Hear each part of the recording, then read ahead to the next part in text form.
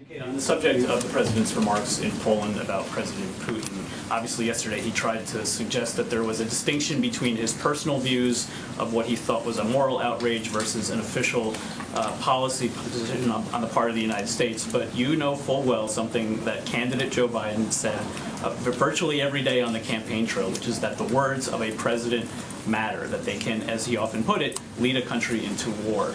Is he not living up to the standard that he set himself during the campaign? Absolutely not. I think the words of the president here were incredibly powerful. He spoke personally about the moral outrage that he felt, which is shared by people all across the world.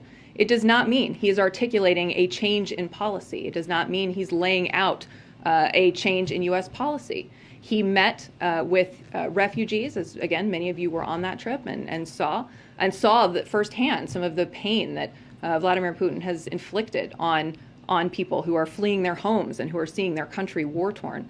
So this was an incredibly personal, powerful statement of moral outrage. It was not an articulation of a new U.S. policy. And I think both of those things can be and are true. And you spent some time with the president. Last question, Kate.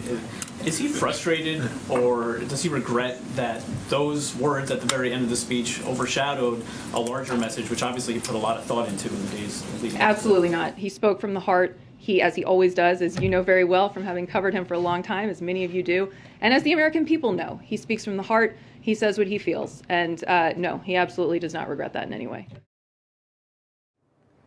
Have you noticed that as everything around you seems to decline, one thing still grows? It is the power of your rulers. None of their plans and directives have solved your problems or made your life better. The only result has been their increased control over you at the cost of your freedom. Do you know why? You gave them the power.